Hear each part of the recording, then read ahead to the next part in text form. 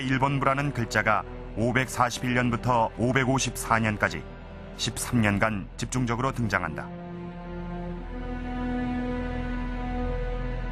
그런데 임나 일본부라는 글자 옆에 눈길을 끄는 글자가 있다. 어사지, 고대 일본의 사신을 의미하는 말이다.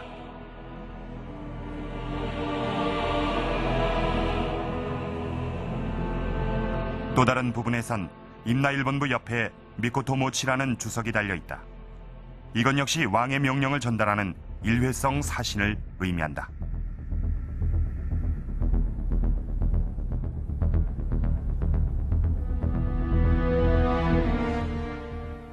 가야사 연구가인 스즈키 교수는 이 기록에 주목했다.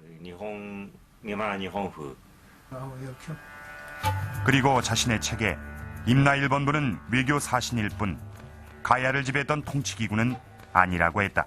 日本府というのは日本という言葉は7世紀の後半にならないとできませんから多分、和府あるいは、大和の御事持ち大和の司というふうに呼んだものを日本書紀ができた時に多分8世紀になって日本府とこういうふうに呼んだものです。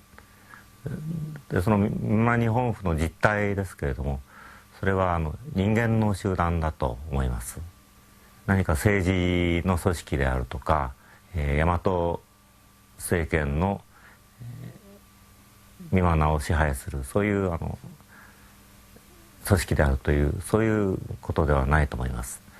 いずれも今でいうと外交施設あるいは外交活動をするための人々です。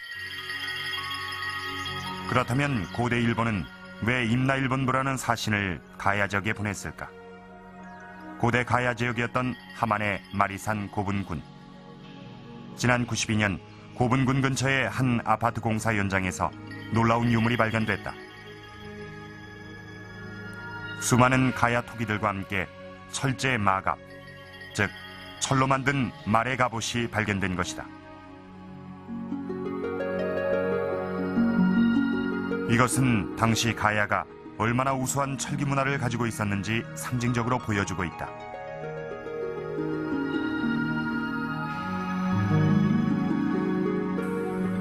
실제 한반도에서 출토된 갑옷의 90%가 가야 지역에서 출토된 것이다.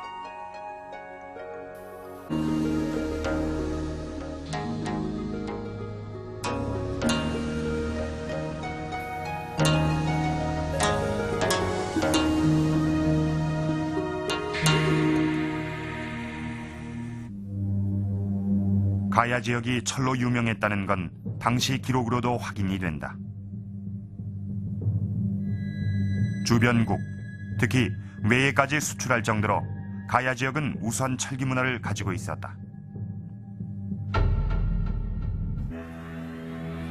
고대 일본은 가야에서 철과 철기 문화를 공급받았다. 나라현 가시하라 박물관엔 10여 개의 철갑옷과 투구들이 전시돼 있다. 얇고 작은 철판을 이어 만든 철갑옷들은 가야에서 발견되는 것과 비슷하다.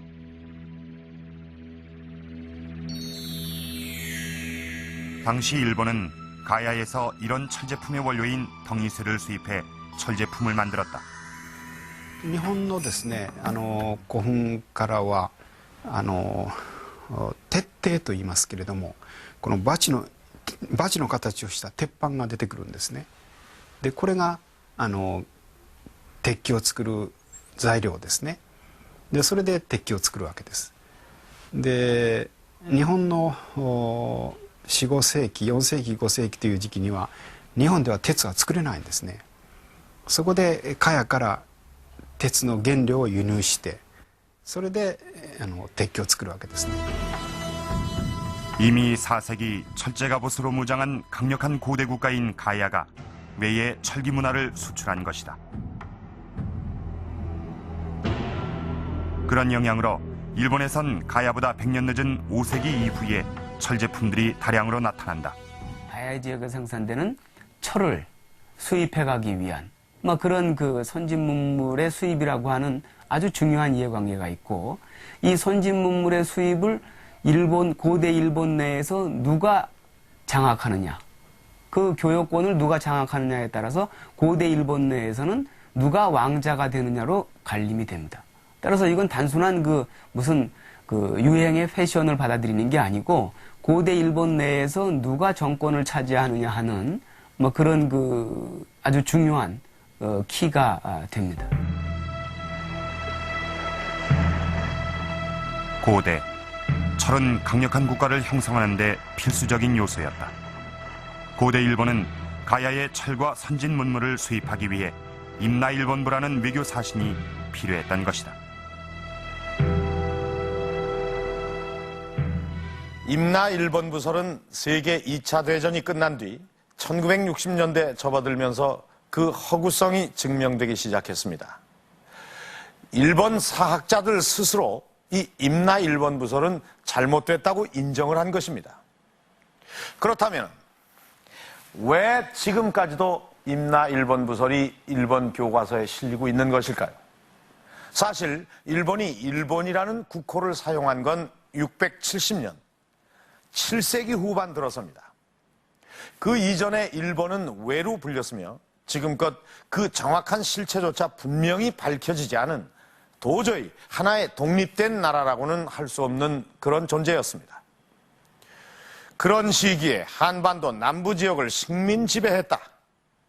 이렇게 아무런 설득력이 없는 임나일본부설을 포기하지 않는 건 그 이면에 일본의 우월성을 강조하려는 뜻이 숨어 있기 때문입니다. 일본 역사 교과서 왜곡은 이러한 배경 속에서 시작됐습니다. 그리고 그들은 고대 동아시아 정세, 그러니까 고구려, 백제, 신라, 그리고 일본과 중국의 관계마저도 사실과 전혀 다른 모습으로 바꿔놓기에 이릅니다. 일본 역사 교과서는 4세기 후반 한반도 3국의 상황을 이렇게 적고 있다. 고구려가 반도의 남부 신라와 백제를 압박했다. 실제 4세기 후반 한반도에선 어떤 일이 벌어지고 있었을까? 중국이 5호 16국의 혼란기가 끝나고 남북조 시대라는 새로운 국제질서의 개편기였다면 한반도 또한 격동의 시기였다. 400년, 백제를 중심으로 가야와 외가 연합하고 이에 맞서 신라와 고구려가 손을 잡는다. 한반도 남부에선 백제와 고구려를 중심으로 동아시아 5개국이 참여한 대규모의 국제전이 벌어졌던 것이다. 400년에 바로 영락 10년이 되겠습니다. 5만 명에 이르는 보병하고 기병의 고구려 군대가 낙동강 유역으로 출병하게 됩니다.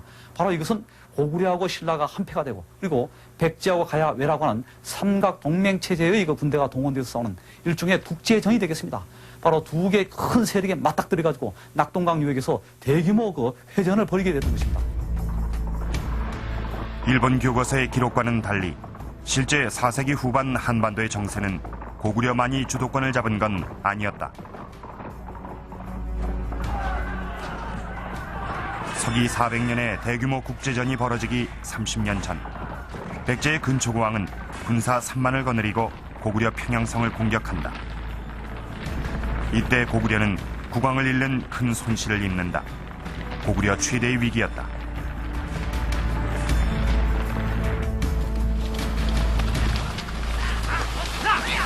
그러나 그로부터 20여 년 뒤